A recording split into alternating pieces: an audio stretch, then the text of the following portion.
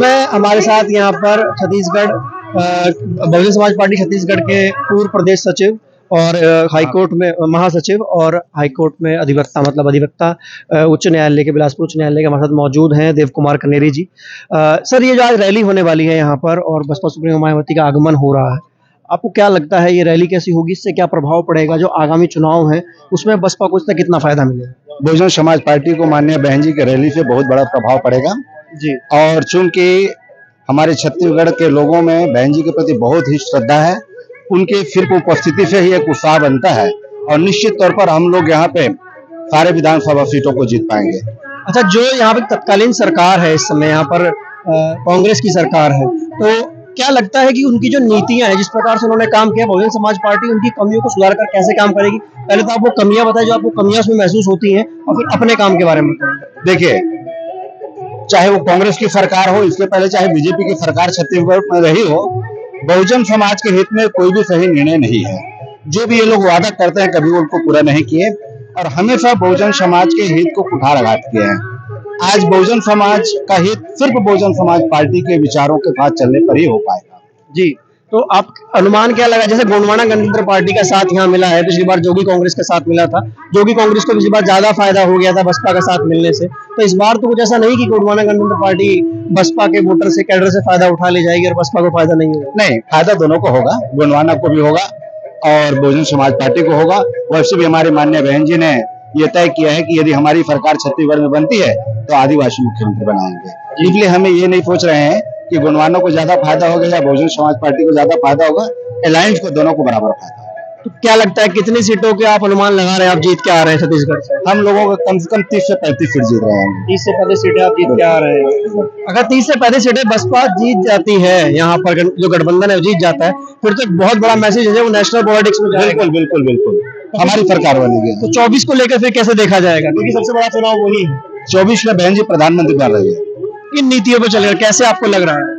निश्चित तौर पर क्या है, आज पूरे देश के लोग इस बात को देख रहे हैं कि चाहे कांग्रेस हो, बीजेपी हो या अन्य और जितने भी दल हैं, वो सारे दल आज बहुजन समाज के लोगों को 85% समाज के लोगों को ठगने का काम किए हैं। बहुजन समाज पार्टी की जो नेतृत्व करने वाली माननीय बहन जी है, उनकी अगुवाई में ही इस देश में सरकार सही हो सकता है। इस बात को सारे लोग समझने लग गए हैं और इसलिए अब ठान लिए हैं लोगों ने कि अब की बार बहन जी की सरकार।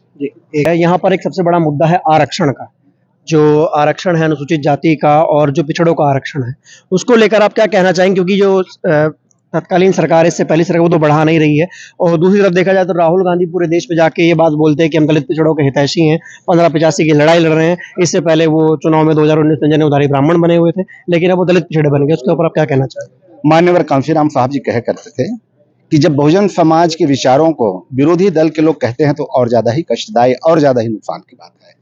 आज अगर राहुल गांधी इस बात को बोल रहे हैं, सिर्फ एक दिखावा है। न तो राहुल गांधी और न ही मोदी जी, कांग्रेस और बीजेपी की सरकार आरक्षण की बातों को पूरा नहीं कर सकते। ये मात्र बहुजन समाज के लोगों को, 85% लोगों को बरगलाने का काम है।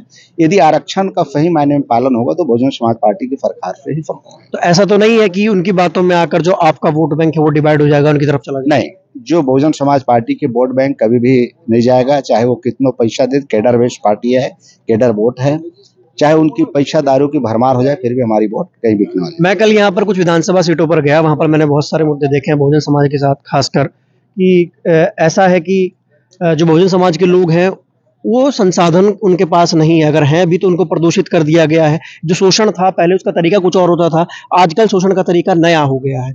जैसे यहाँ पर एक कोल वॉशरी है, उसकी धूल उड़ती है, वो गाँव में आती है, पानी गंदा होता है, धान खराब होता है, लोगों को दमा, कैंसर जैसी बीमारियां हो रही हैं। तो क्या इस आधुनिकीकरण की होड़ में जो शोषण करने के तरीके हैं, तौर तरीका, वो बदल गया है? नहीं, ये बात तो सही है कि अभी के समय में लोग जो शोषण करने का तरीका है वो हमारे अपने हित की बात करने टाइप के दिखा के हमारा शोषण कर रहे हैं जी। हर तरफ से, चाहे जैसा कि आपने बताया बहुत सारे प्रकार से आज हमारी जमीनों को कोलवासरी के नाम पर या फैक्ट्रियों के नाम पर या शहरीकरण के नाम पर सारे जमीनों को खरीदते जा रहे हैं और ऐसा कोई भी नियम नहीं है जिसके कारण यहाँ पे शेड्यूल कास्टों का जमीन बड़े पैमाने पर लोग खरीद रहे हैं। आज लोग बड़े पैमाने पर भूमिहीन होते जा रहे हैं, तो ये एक बहुत बड़ा शोषण है। आने वाले समय में लोग के पास जमीन नहीं रहेगा। तो आज तो आधुनिक रूप में लोगों को लगता है कि आज हमें जमीन में अच्छे रेट मिल रहा है, बेचें। उनको ये मालूम नहीं है कि ये जमीन हमारे फिर चला जाएगा तो कल आगे हम लोगों को उसका फायदा। क्योंकि वहाँ के लोगों का ये कहना था कि उन लोगों ने जिस समय प्रदर्शन किया उस समय कोई उनके साथ नहीं गया, अन्य दल के लोग तो नहीं गए, यहाँ तक कि बसपा के लोगों ने भी उनका समर्थन नहीं किया। नहीं, बसपा के लोग ऐसी बात नहीं, हमने जो कोल माफी का मामला है मैं खुद फाँद दिया हूँ और बड़े पैमाने पर फाँद दिया हूँ, तो ऐसी कोई बात नहीं है। आज हम फाँद दे रहे हैं। दरअसल क्या होता है कि कभी कभी ये लोग आंदोलन को उग्र रूप लेते हैं